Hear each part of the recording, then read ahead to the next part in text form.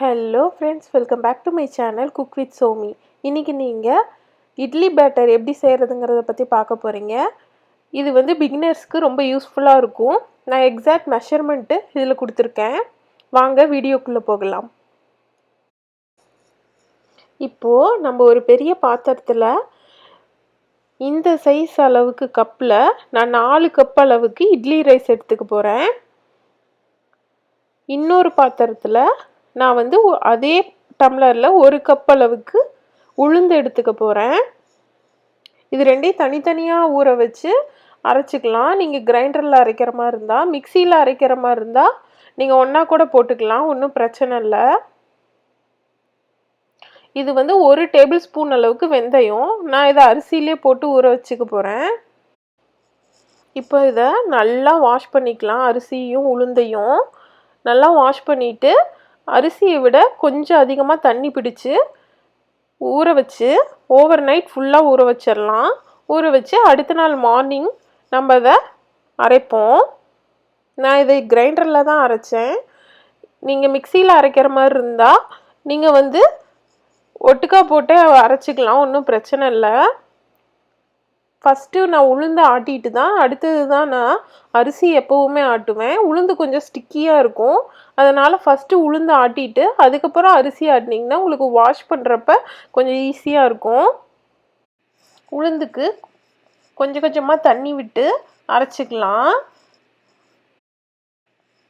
இப்போது மாவு நல்லா அரைப்பட்டுருச்சு பாருங்கள். பருப்பு துளி கூட இல்லை, நல்லா ஃபைன் பேஸ்ட்டாக அரைச்சாச்சு. இப்போ இதை வேறு பாத்திரத்துக்கு மாற்றிக்கலாம். இப்போ நான் அரிசி சேர்த்துருக்கேன். நான் இதில் பாதி அளவு அரிசி தான் சேர்த்துருக்கேன். எல்லா அரிசியும் போட்டால் கொஞ்சம் அரைக்கிறதுக்கு சிரமப்படும், அதனால் நான் கிரைண்டரில் வந்து பாதி அரிசி தான் போட்டிருக்கேன்.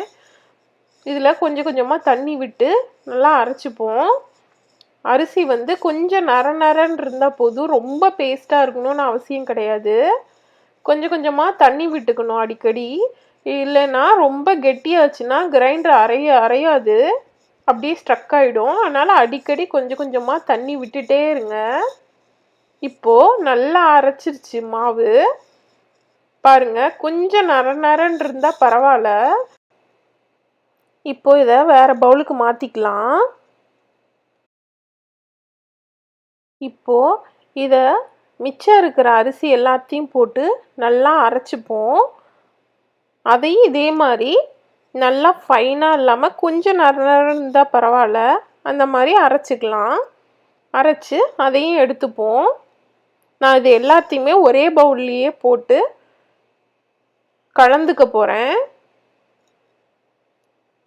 பாருங்கள், அதே மாதிரி ஆயிடுச்சு. நான் இதை கொஞ்சம் தண்ணியாக தான் அரைச்சிருக்கேன், ஏன்னா ஃபஸ்ட்டு அரைச்ச மாவு கொஞ்சம் ரொம்ப கெட்டியாக இருந்தது, அதனால் ரெண்டாவது அரைச்ச அரிசியில் வந்து கொஞ்சம் தண்ணியாகவே அரைச்சிக்கிட்டேன்.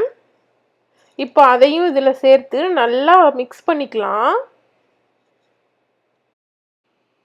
நல்லா பெரிய பாத்திரமாக எடுத்துக்கோங்க, அப்போ தான் பொங்குச்சுன்னா கூட வெளியே சிந்தாது. நான் இதில் 2 டேபிள் ஸ்பூன் அளவுக்கு குக்கிங் சால்ட் எடுத்திருக்கேன்.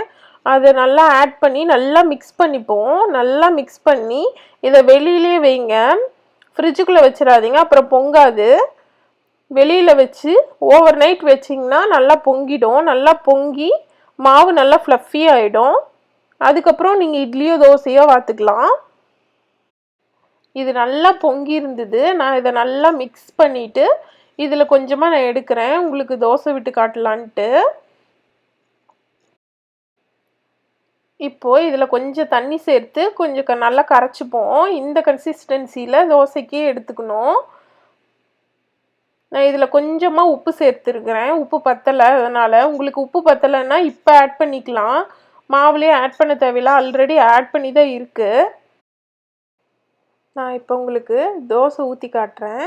இந்த மாதிரி நீங்கள் கொஞ்சம் தண்ணி விட்டு நீங்கள் தோசையாகவும் சுடலாம். அந்த மாவை அப்படியே கொஞ்சம் எடுத்து இன்னும் கொஞ்சம் சால்ட்டு வேணும்னா சேர்த்து நல்லா மிக்ஸ் பண்ணி அதை இட்லியாகவும் சுடலாம்.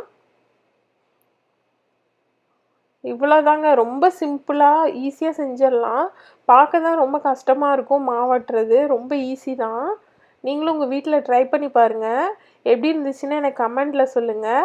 உங்களுக்கு வேறு ஏதாவது இன்ட்ரெஸ்டிங்கான ரெசிபீஸ் ஏதாவது வேணும்னா எனக்கு கமெண்டில் சொல்லுங்கள். கண்டிப்பாக நான் உங்களுக்கு நெக்ஸ்ட் வீடியோவில் நான் எடுத்து உங்களுக்கு போஸ்ட் பண்ணுறேன்.